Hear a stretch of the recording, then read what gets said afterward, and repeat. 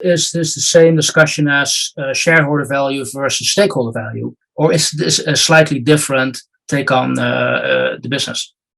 It's a slightly different take because I think the key word that you mentioned, Fritz, is versus. So people think it's an either or choice. Mm-hmm. You either serve shareholders by maximizing prices and cutting wages, or you serve society. And so this is why we have a lot of conflict, right? You have a lot of people standing up for business and lobby groups, and then other people saying we need to completely scrap capitalism.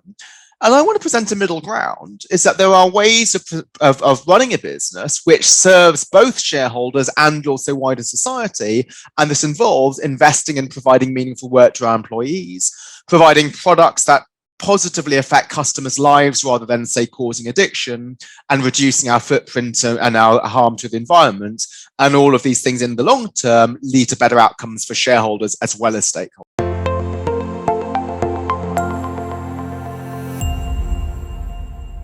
Welcome to another episode of The Brand Called You, a podcast and video show that brings you leadership lessons, knowledge, experience, and wisdom from hundreds of successful individuals from around the world.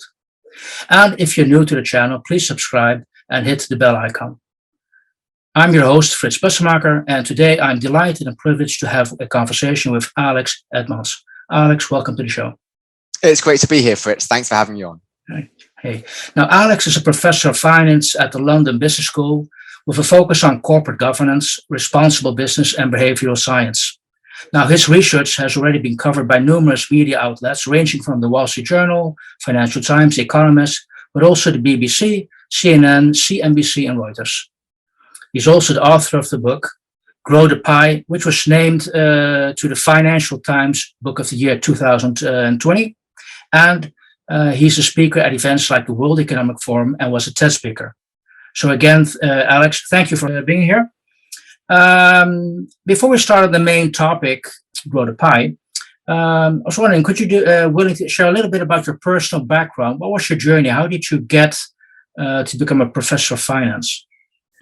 Thanks for asking. So maybe I'll start from when I was at school. So in England, you specialize very early. So you do 3 or 4 subjects. And I chose to do maths, economics, English, and German. And that was a bit of an unusual mix because some of my friends did just sciences like maths, physics, chemistry, and others did just languages like English, French, and Spanish or something.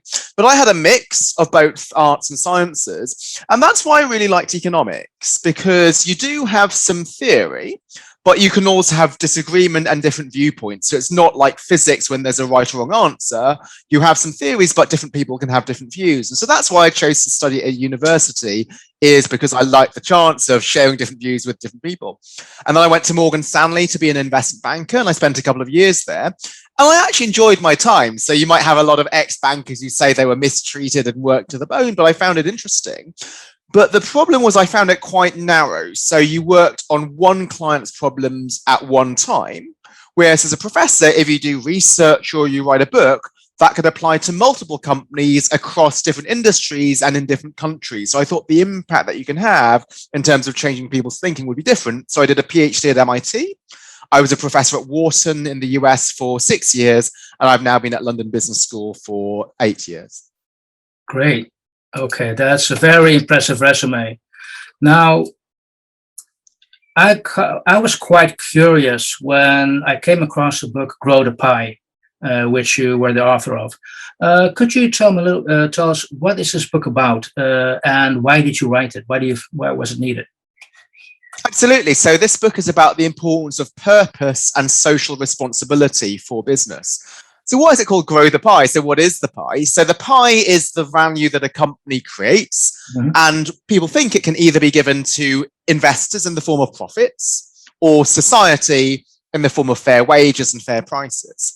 And we often think that responsibility is at the expense of profit. So if a company chooses to be responsible, it's giving up part of the pie and therefore reducing the slice that investors take. But in fact, what I'm arguing is that, well, if a company chooses to serve its workers and serve its customers, it actually grows the pie and therefore investors become better off. For example, by paying higher wages, providing meaningful training and work to your employees, they become more motivated and more productive. And you might think, well, that sounds a bit like wishful thinking. It sounds too good to be true. But the heart of the book is rigorous evidence showing that this actually pans out. Companies that do serve society in the long term end up being more successful. So this means that there's not only a moral case for being purposeful and responsible, there's also a business case. So a hard-headed finance professor and ex-investment banker like me should still take purpose seriously because it leads to long-term success. Okay, so to what extent is this the same discussion as shareholder value versus stakeholder value? Or is this a slightly different take on the business? It's a slightly different take because I think the key word that you mentioned, Fritz, is versus. So people think it's an either or choice. You either serve shareholders by maximizing prices and cutting wages, or you serve society. And so this is why we have a lot of conflict, right? You have a lot of people standing up for business and lobby groups, and then other people saying we need to completely scrap capitalism. And I want to present a middle ground, is that there are ways of running a business which serves both shareholders and also wider society. And this involves investing and providing meaningful work to our employees, providing products that positively affect customers' lives rather than, say, causing addiction, and reducing our footprint and our harm to the environment. And all of these things in the long term lead to better outcomes for shareholders as well as stakeholders. Okay, makes sense. Now, how do you recognize an organization which looks, which already does that combination, which looks at both? So that would be an organization which does things which aren't clearly linked to profit, but are driven by the desire to solve a social need. So let me just give an example. Yeah. So Vodafone is still the largest telecoms company in the UK. In 2007, its strategy was just to expand in the West and win spectrum license auctions. Yet it chose to do something which seemed bizarre at the time. It launched M-Pesa, which is a mobile money service in Kenya, to allow Kenyan citizens to transfer money to each other on their phone without even needing cash. And that was really powerful because back then, like a cash society, they've got a risk of robbery and forgery and so on. And what this did is it provided financial inclusion to hundreds of thousands of Kenyans. Now, they didn't do that to make money, right? If their only goal was to make money, then they would have just focused on the West because that's when you have most profitable customers. They did it to serve society. And then what was interesting was in the long term, they were able to monetize it and profit from it. So it was a decision that was taken to begin with to solve this problem of financial inclusion in Kenya, but it was something that ultimately grew the pie and also benefited investors. And so that's a great example of what the book is about. Okay, now is Vodafone an exception to the rule, or do you see more companies starting to pay interest to the whole concept of growing the pie? I don't think it's an exception. So I think back then, maybe in 2007, they were. But what I've seen really in the last couple of years is people embracing the importance of purpose. So even before the pandemic, you had many companies which are trying to act purposely. And then you have seen this in the pandemic. So Unilever, for example, guaranteed the jobs of all 155,000 workers. And notice I'm saying workers here, not employees. So some companies only care about their directly employed workers, but here all workers, even if you're a contractor, they guaranteed your jobs, even though the pandemic meant that some revenues were falling. They also gave 100 million euros of food and sanitizer away to local customers and communities. You can think of like companies like Google and Apple. I know big tech often is accused of being bad, but they, even though they're their biggest rivals, they teamed up to develop contact tracing systems. And then you have other companies, let's say LVMH, they make perfume. You might think, well, that doesn't serve wider society. Perfume is just for rich people, but they repurposed their factories to make hand sanitizer. Why? Because perfume, one of the ingredients is alcohol, and you can also use alcohol to make hand sanitizer. So I think we've seen a lot of response from companies to try to solve this massive social problem of the coronavirus. But I would say that it's not just in the pandemic, right? So it's not that when the pandemic is over, I think every company is going to go back to focusing solely on profit. Even before the pandemic, you saw the movement towards purpose. For example, 181 CEOs in the US signed the Business Roundtable statement saying that they were going to serve wider society. Now, clearly not every company is doing this, and not every company signing the statement has actually followed through with it. Mhm. But I do see at least the general direction of travel is positive, even though we still have a long way to go. Okay, now it's very good to hear. Although, if I'm a little bit critical, so far I've heard in the examples multinationals. Does it also, it's like Vodafone is multinational, what you mentioned, Unilever. Would it also apply to SMEs? I mean, can they do the same thing? I think it's a great question, Fritz, because often people think, well, purpose, yeah, you can do that if you're Vodafone, if you're Unilever, if you've got 100 million euros lying around. Yeah. But if you're an SME, right, how can you do this? You don't have the money. And I think you can. And what I want to do is shatter the myth that purpose is about spending loads of money, right? Instead, what it can involve is using your expertise in new ways which are costless. Let me give another example of an SME that I'm a customer of. It's called Barry's Boot Camp. So it's a brutal gym, right, throughout the world. David Beckham goes to the one in London. And they were obviously closed during the pandemic. But what they chose to do was offer free online fitness classes through Instagram, which were really important because people were self-isolating at home. That didn't cost them anything. It used the expertise of the trainers which they already had. The trainers probably enjoyed it because it kept them in the mode of teaching classes, so that now when gyms reopen on Monday, they'll be able to keep teaching because they've practiced this. But I think the following was really interesting. Let's say you're a desk worker at the gym. You check people when they go in. Now the gyms are closed. What can you do? Well, what it turns out is that some of these desk workers are actors in their main job. But if you're an actor, your income is volatile. So they took this desk job to provide them with stability. And if you're an actor, your skill is that you're really funny. Now you might think, well, how can that help in the pandemic? But what we had was a lot of working parents with their children at home because the schools were shut. So what they did was free Zoom storytelling sessions to take the load off working parents. And so again, that's a great example. It didn't cost you any money, but just using the talents that you had to serve society in a way that was really important when schools were closed. Okay, these are great examples. Do have a question, given the fact that the brand called You has a global audience. To what extent does culture have an influence on growing the pie, on accepting this as a concept?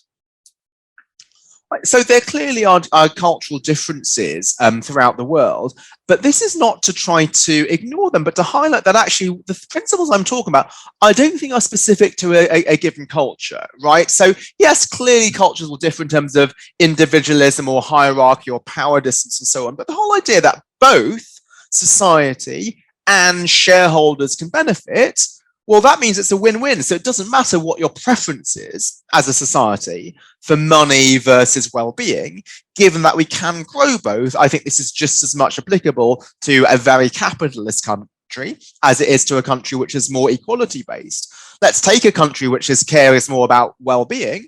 Well, an important part of well-being is profit, right? Because if you save for retirement, you need to be able to generate investor returns. So even a country which cares about well-being, you still need to care about profits. And then in contrast, in a purely capitalist country, which cares a lot about money, well, I'm showing that the only way that you can make money in the long term is if you take stakeholders seriously, you treat employees like humans and partners in the organization, and so on. Okay, I think you just hit on a key word in your whole story, and that's the long term, because I read you once said it takes the market 4 or 5 years before benefits of employee well-being show up in the stock price. Now, this might seem quite a long-term view for investors. So when you talk to investors, to captains of industry about this whole concept, how do you cope with the fact that it's a long game you're playing? It's a really important challenge, Fritz. And so this is the key thing, because yes, the pie grows, but in the long term, the pie grows. So if you invest in your workers, only maybe 4 to 5 years down the line, does it show up in profits? But here's the important thing is there's a difference between the stock price and profits. So even if something doesn't hit profits until 5 years from now, it could still increase the stock price immediately.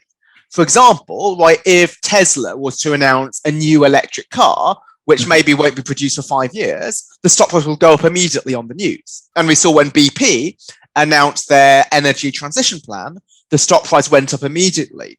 So it's true that in the past, it took the stock price 4 to 5 years before it incorporated profit. So they would wait until the profits increased before the stock price increased. But what I'm hoping is that thanks to the research by me and other people, that the stock market will be more forward looking, and that even if the benefits take 4 to 5 years to affect profit, they could affect the stock price immediately, like in the case of Tesla and like in the case of BP. And indeed, one of the reasons for writing the book is to say, well, this whole concept of caring about society is not just fluffy. It's not just tree huggy, it's serious for business and for success. So you investors, you should be paying more attention to it, and then you wouldn't have to wait for so long if the stock market was reacting immediately.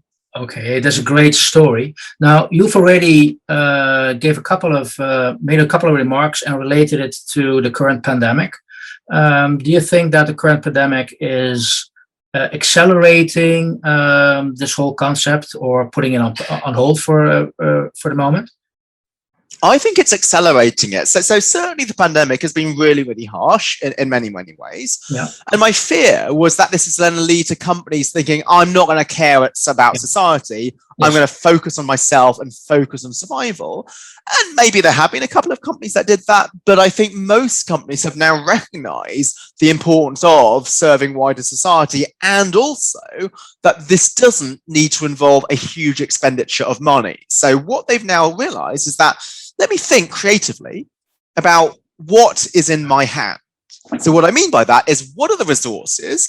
What is the expertise that my company has, and how can I use this to serve society? And so if there is a silver lining from the pandemic, then I think permanently companies can ask themselves, what creative things can I do with my expertise? And if so, I think this will allow us to solve a lot of social issues without using too many resources, if you're using the resources at your disposal in much more flexible and creative ways. Just like the example of the actors you just mentioned, who then do storytelling. Yes, or something like that, or say a perfume company making sanitizer, or you had Ford, right? They were using their airbag material to make masks and gowns. Mercedes, they have their engineering expertise. Normally it makes Formula One engines. Yes. Those engineers were now making continuous positive air pathway breathing machines. So they're a less invasive alternative to ventilators. Okay.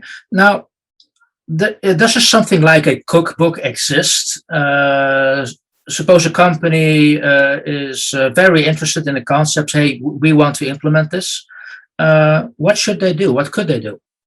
Yeah, so I think there won't be a full recipe in a cookbook, but I don't think that was what you meant, Fritz. But it's more principles that they can follow. Yeah, so it is sort of broad recipes, but not as specific like you must do exactly this. And so I try to do this at the end of my book. I have a list of action items so that you put it into practice rather than it just being a nice idea. And let me just share a few of them. So the first is to define the purpose of your organization. And what do I mean by that? Well, the purpose is, why does the company exist? It can't be to make money, right? Just like, what is your person's purpose? You wouldn't say it's to earn a salary. It might be to be a doctor or be a teacher or to be a parent or something like that. Mm-hmm. And so similarly, a company's purpose, it could be for Vodafone to use our digital technology to enhance socio-economic progress, for example. And that purpose needs to be focused and targeted. You can't be all things to all people. And then number two, it would be to think of, well, how do you measure your success at fulfilling your purpose? So another example, there's a bank in China called My Bank. Mm-hmm. And I'm mentioning this because you mentioned small and micro enterprises, Fritz. And one of their purposes, they're measuring by how many small and micro enterprises do they lend to, and how many of those had never received a loan from any bank before, right? So they're providing financial inclusion. And to measure this, we're not just going to look at the number of customers, but the number of customers who never had access to finance before us. And whatever your purpose is, you can come up with some metrics to try to measure that. And so I think those are two very important steps to take. Okay.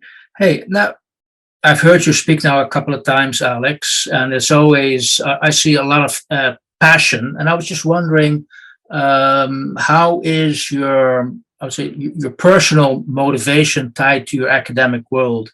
How congruent are you with your academic research? So it's always tempting to like reverse engineer and say, oh, well, because of these factors, I end up doing this. And maybe I'm reading too much into it, but let me attempt. So I was really lucky when I was young to go to a Montessori school. And so there you have a very broad education. So it would be the boys would play netball, the girls would play rugby. If you learned about Hadrian's Wall, you would then go and visit Hadrian's Wall. You wouldn't just read about it in a textbook. And I think this is interesting for my topic of purpose because it's multidisciplinary, right? So yes, you involve some strategic and human elements to it, but I'm bringing a finance perspective to show that this is something that rigorously shows up in the data. And I do believe that multidisciplinary aspect is something which is based on my early childhood and education. I also think it's something that I really care about passionately. It's not just a research topic for me, but something which is fun. And that was something that was really instilled in me from my school, right? You did music and sport, not to put it on your university application. You did it because you just enjoy doing it. And I think that's really important. And I think that's the whole aspect of purpose, is that you do things for intrinsic reasons, because it's the nice thing to do, rather than for instrumental reasons, because I can get something out of it. One of my big hobbies is sports and fitness. And so that's something which involves short-term cost, right? It is painful to go to the gym, but a lot of long-term benefit. Yes. And another thing I do is music, where there's a short-term cost, a lot of practice by yourself, doing some boring scales, but in the long term, it's a skill for the rest of your life. And I do think that's allied to the idea of purpose, which is about pursuing things for long-term benefits. Yeah, no, it definitely shows, and brings me to another question: is where do you draw your inspiration from? Where do I draw my inspiration from? I think just various people that I've met over my time. So it'd be difficult for me to point to specific people, because unless you know them, it would just be difficult to understand why. But like every time I have an interaction, I try and think, well, what can I learn? What can I take away from this person? And it might just be like one quote that they've given me or one small act that I've done. But I try to go through life thinking about how much can I learn from this. I remember being in one really boring talk. Yeah, in that boring talk, there was one great line. So if you've read my book, the line about Bruce Springsteen came from that really boring talk. So in that 1 hour, I got that one little nugget. And I think that's how approach should be for everything. Yes, when we go to a meeting we don't want to, you can complain, or you're dealing with a difficult client. But I think in every interaction that we have, there can be a little bit of gold that you can find. And just like I'm saying, purpose is about finding your expertise and using it to solve a problem. I think we can apply that approach to everything that we do in life. Oh, that's great. Now, again, it shows. One final question for me, Alex, before we end. We're in the last 10 years to help for the world to resolve the Sustainability Development Goals. And it's been the decade of action, activity, execution. That's how the UN positioned this. So to what extent does that also help your? I mean, it seems like your book has a great timing, because also UN is now very much pushing the execution of, we need to do more than just work and earn money. We need to save the planet, inclusion, and the whole range of SDGs out there, which we need to resolve. Yes, and so what I wanted to do with my book is to show that this is something which is not just nice to have because you're serving society, but it should be something which is urgent and critical for all business leaders, even CFOs who might typically think, well, purpose is a waste of money. And what's been really gratifying is that if you think about some of the companies that have read the book and asked me to speak to them about it, they include investment banks, private equity, hedge funds, law firms. And so these are the companies that you might think are not historically receptive to the idea of purpose. But I do believe they recognize that there's a different way of doing business. And because what I'm stressing is this doesn't mean becoming commercially naive and forgetting about what's made you successful for a long time, but it does involve a different way of working, but you can still be a purposeful company and also a commercially successful one.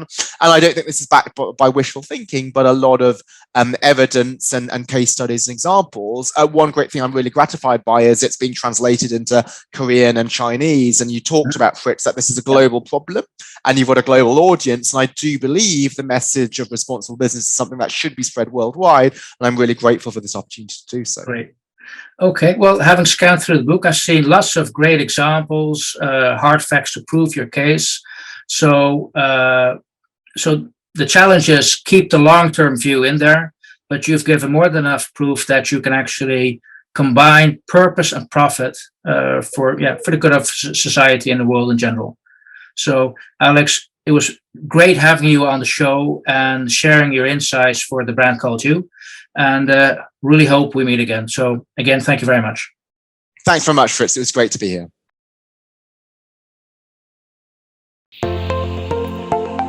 Thank you for listening to the Brand Called You videocast and podcast, a platform that brings you knowledge, experience, and wisdom of hundreds of successful individuals from around the world. Do visit our website www.tbcy.in to watch and listen to the stories of many more individuals.